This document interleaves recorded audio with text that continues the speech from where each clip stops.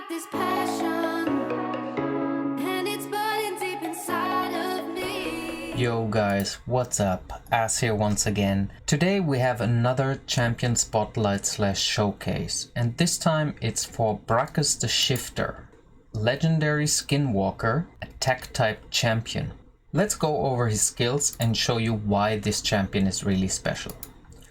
So first of all, his kit is really synergetic.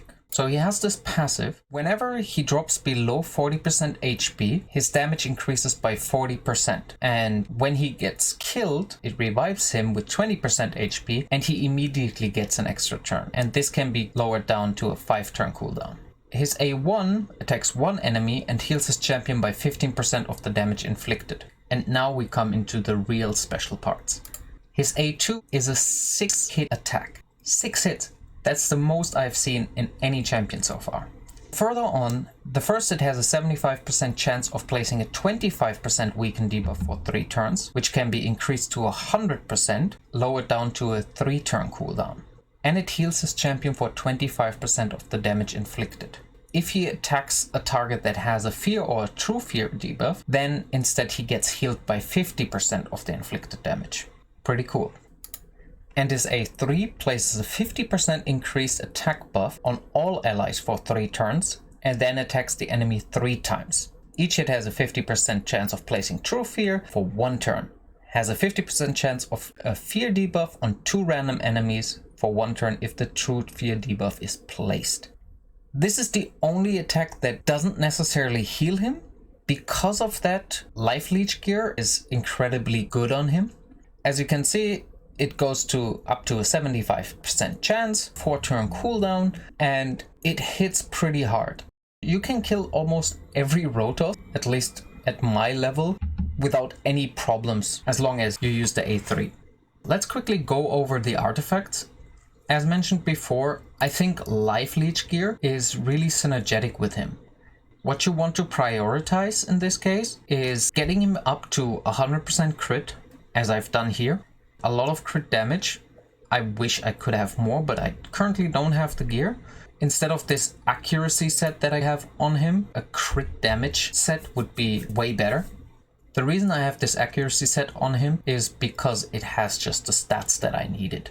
As you can see here, crit rate, speed, crit damage, pretty nice. Here, 3 rolls into crit damage with speed. The accuracy is just a nice to have. I would rather have more crit rate on here or attack. And the rest of the gear, speed boots, this is pretty good with crit, attack, an attack chest with some speed, crit rate, crit damage, his shield, crit damage, speed, and some filler stats. I went with an attack ring. It rolled into attack, so I picked it. And a crit damage amulet with more attack stats. If you can get accuracy, it's a benefit. And unfortunately, with this account, I can't farm Spider reliably, so I couldn't get a banner for him yet. But probably I would go with an attack type artifact. You would want to get like attack percent, speed, and the rest filler stats. Lastly, the masteries that I've chosen for this champion are the offense and defensive tree, with basically going through all the damage nodes. Because this champion is all about dealing damage, I get Life Drinker because the heals increase when he is 50% or less, which synergizes with his passive. Then more damage because I'm using him in dungeons, so a lot of times the champions just have more life than him.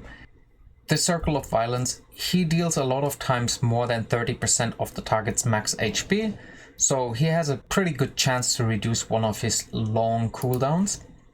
Killstreak just helps with more stacks. And lastly, Giant Slayer, because he has so many multi-hit attacks. With a 6-hit attack, the chances that he lands a couple of Giant Slayers are pretty high. Additionally, the defense tree, because I wanted to get to retribution and additionally deterrence, I just followed the death, rejuvenation.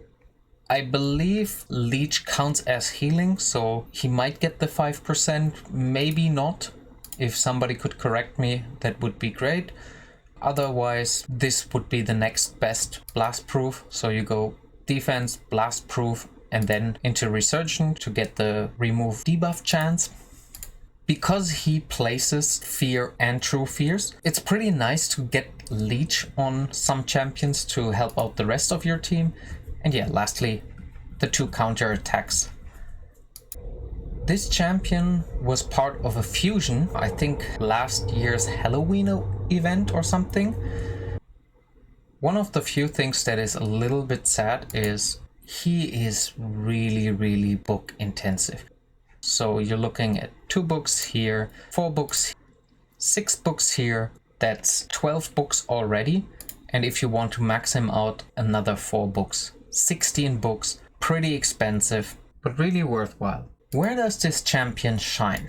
Based on his skill kit alone, Fire Knights is basically his main area of concern. As you can see, stage 20 has the force affinity and he's also force, so he's great here.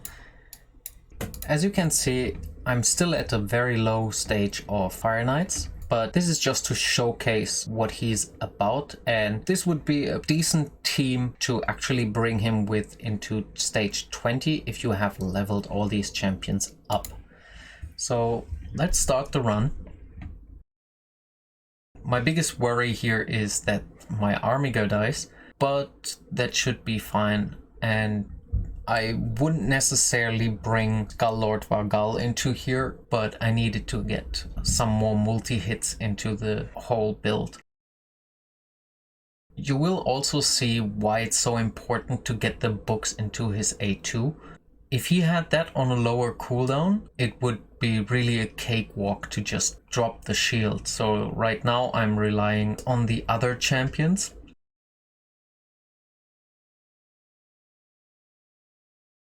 Now the shield is done. Perfect. So now it's basically done. So this is the overall concept, what should happen.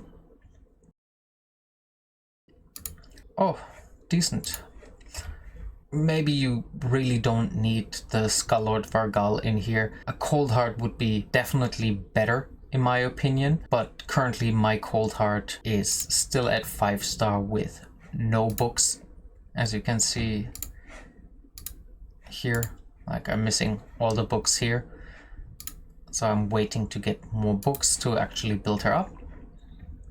But for the moment, this works, and when my Armiger is 6-star, I can start progressing probably to, I would say, minimum 14, maybe 16. And if I get the books for Brakus, then it will definitely be a cakewalk.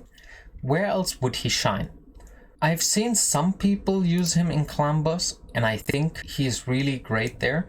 This is currently only hard, but Brakus can work really nicely here. Because of his overall kit, you don't necessarily need to build him like other champions. So as you can see here, his def is low. Probably the lowest out of any champion in the game at 6-star. So for Clan Boss, you probably would not put attack here, but flat defense ring, and you would put a flat defense banner on him. It's really tough to get his defense to the 2k mark, but I feel you don't need it because he revives himself on a relatively short cooldown, and if he's above 220 speed, he probably will deal a lot of damage with all his Giant Slayer procs.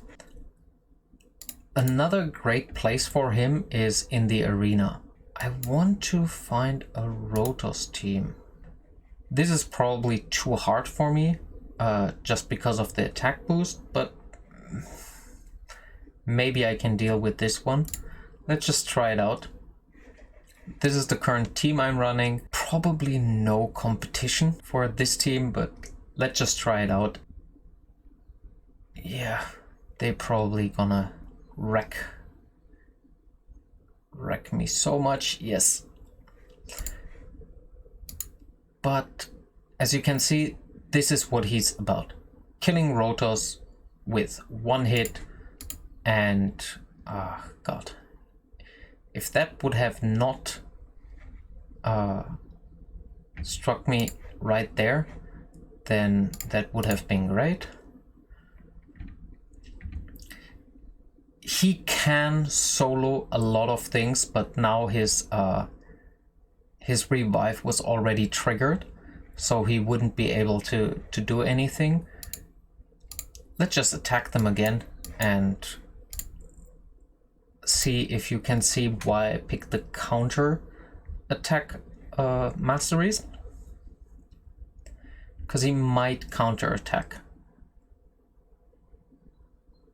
He still didn't. So let's kill the Rotos again. He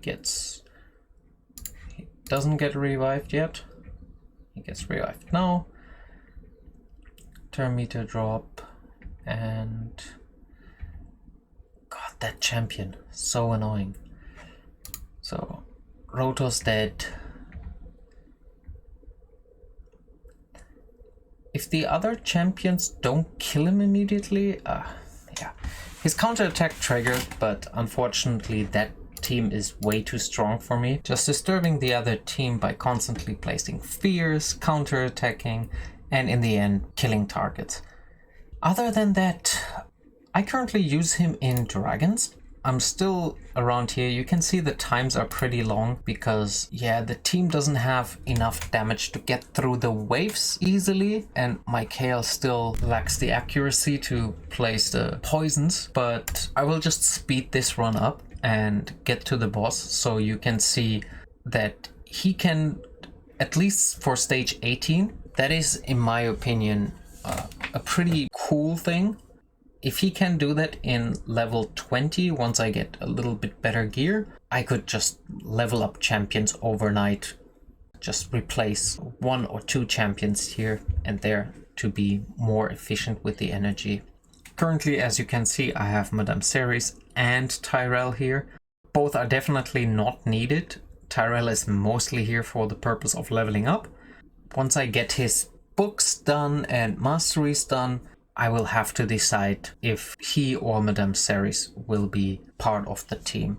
Madame Ceres is a little bit stronger because she does the whole fear thing and it synergizes with Brakus, while the sleep usually gets disturbed by Kale's AoE hits.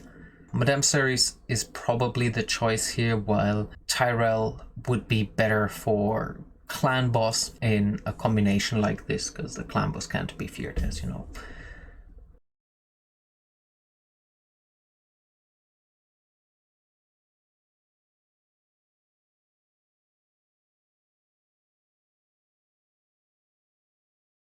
Whoa, I got a best time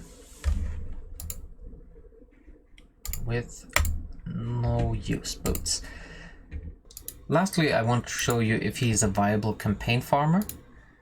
So, unfortunately, my game crashed in the last run, so let's try this again.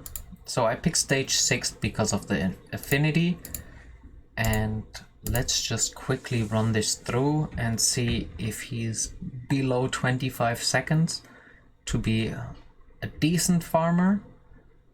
If he's below a minute, he's still usable, but your starter should do the stage 3 in less than 25 seconds for most of the time, so I don't think that this is the place where he shines at all. Yeah, it's already over 25 seconds, and him just being a single target hitter while being awesome at that, he just takes too long.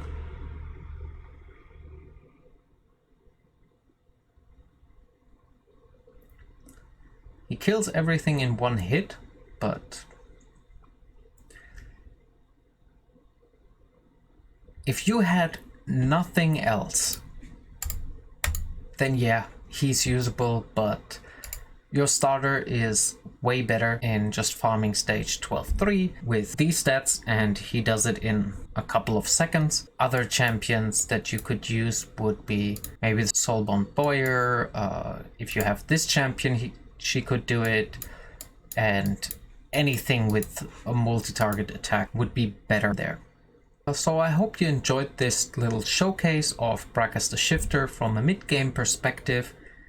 Please keep in mind that he could deal way more damage with a better Great Hall, with some investment in gear, being properly booked up. If you have the resources to build him and you're struggling with something like Fire Knights, or you're looking for another great damage dealer that could deal with Rotos, he could be a great option for you.